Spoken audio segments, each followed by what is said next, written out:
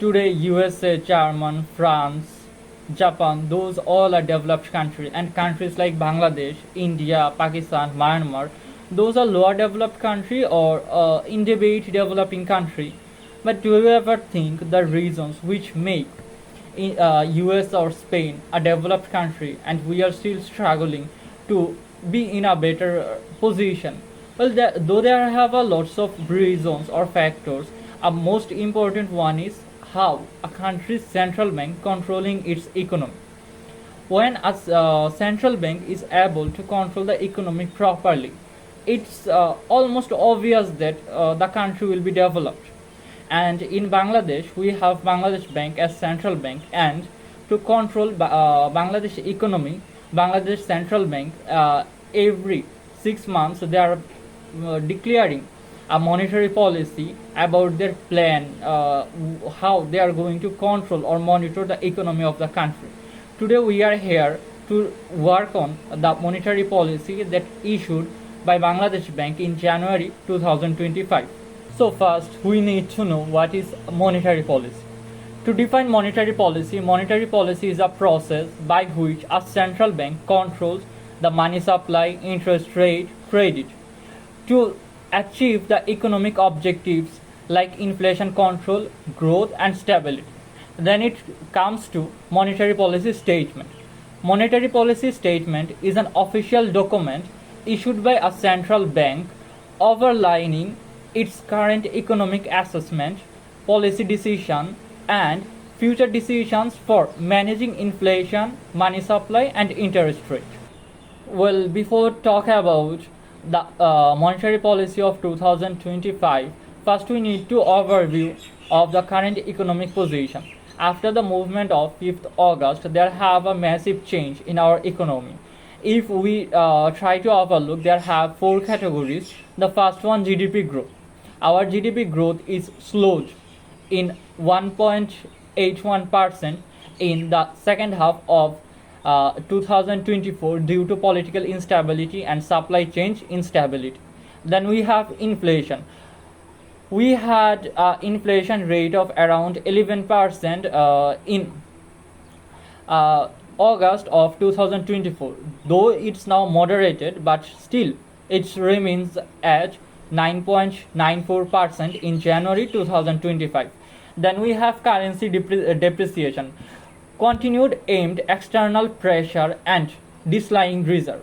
As now our reserve is declining, so our currency depreciation is really high. And the last, economic uncertainty reduced private sector activities and foreign investors. So those are problems of our current economy, and the economic policy or monetary policy of 2025 is actually published to work on those.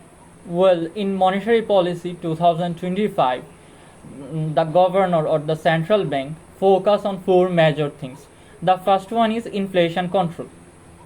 They have a plan to control the inflation between 7 to 8%, and they are trying to increase the GDP to 5 to 7%. Then we have bank reforms.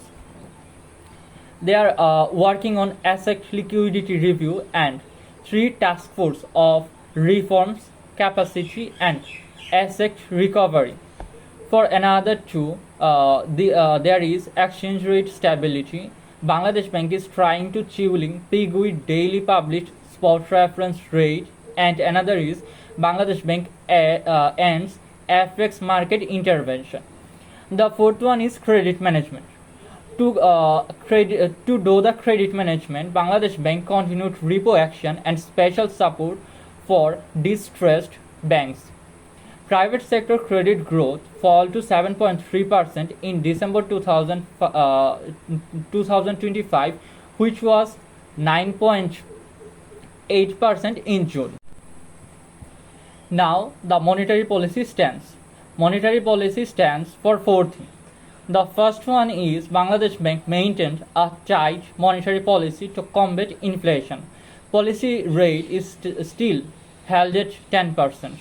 Then we have targeted inflation reduction through coordination with fiscal measure, and agricultural output support. Prepared adjusted rate and liquidity tools as needed to control the inflation of the current economy. Now let's compare with the significant policy shifts in monetary policy published in June 2024 and the monetary policy published in January 2025. The major changes is here: policy rate tightening. Repo rate is increased from 8.5% to 10%, and exchange rate reforms. Exchange rate reforms are like shift from ceiling peak to reference rate system. FX rate published twice daily, once in 6 a.m. and another is to 6 p.m. Every day they are publishing the exchange rate twice. The third one is inflation outlook revised.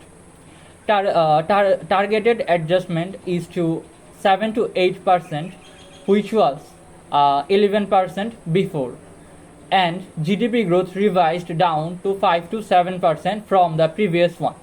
Now we have non-performing loan management, NPL management. Bangladesh Bank targeting structural reforms due to raising non-performance loans 30% of total loans. They are trying to reduce is at much they can do. Now let's have a look on the tools used by Bangladesh Bank in monetary policy 2024. First, there have interest rate tools. In interest rate tools, there have three things: the repo, the standing liquidity facility, and the standing deposit facility under interest rate corridor. First, the repo, a short-term agreement where the current bank lends money to commercial bank against government securities with a commitment to replace them later. Our current repo rate in monetary policy 2025 is 8.5%. The second one is standing lending facility, a facility through which central bank provides overnight loans to commercial banks at a set interest rate to manage liquidity shortage. The current interest rate in SLD is 11.5%, formatting a plus minus 120 base points interest rate corridor. The third one is standing deposit facility, a facility that allows commercial bank to pick excess funds with the central bank overnight and earn interest, helping absorb surplus liquidity. The current SDF rate is 8.5%, forming a plus minus 150 base point interest rate corridor. The second tool that Bangladesh Bank uses is liquidity management tools. In liquidity management tool, the first one is Bangladesh Bank bills.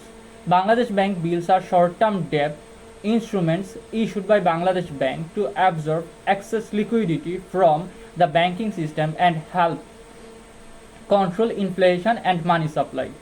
They use it for liquidity assumption. When there have a lots of money in the economy, the Bangladesh Bank sell Bangladesh Bank bills to absorb this excess money to maintain the inflation rate.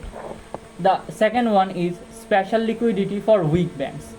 Well, Bangladesh Bank has another liquidity fund to control and to balance the liquidity crisis of the weak banks. When a weak bank needs severely of liquid money, they just supply to those banks. Then the third tool is exchange rate tools. In exchange rate tools, there have daily RR system ending direct dollar sales.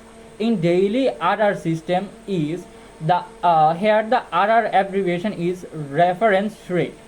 So the daily reference rate system is a market-based exchange rate framework where Bangladesh Bank publish a weighted average reference rate to US dollar by Bangladesh twice daily to guide the forex market transactions. It actually helps to control the foreign exchange rate to our economy. By the daily reference rate, they publish twice the rate and give the guideline what the price should to be against the dollar price. And then there have ending direct dollar sales. Ending direct dollar sales refers to the central bank's decision to stop selling US dollars directly to commercial banks, allowing the exchange rate to become determined by market force through interbank trading. Well, before, as Bangladesh Bank was doing, there was fixing a rate against the dollar. Now they are ending this direct dollar sell by the commercial banks. Now it's deciding by the interbank tradings. Then we have risk-based supervision. Risk-based supervision is a regulatory approach that prioritizes oversight based on the level and type of risk each bank oppose to the financial system. Here, what the Bangladesh Bank do is like that they calculate the risk of every single banks and they categorize them, and by those category they take necessary actions that should to be do by the Bangladesh Bank to make the banking system stable. Then we have non-performing loan recovery guideline.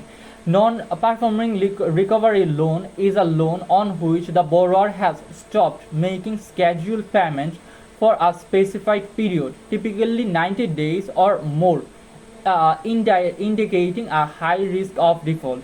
Here, the non-performing loan is, as we all know, that someone borrow money from the bank but they are not returning it. As I said before, it's in our banking system all more than 30% of our total loan. That's really alarming, and now Bangladesh Bank is trying to give guidelines to the commercial banks to implement to make steps to recover those NPLs.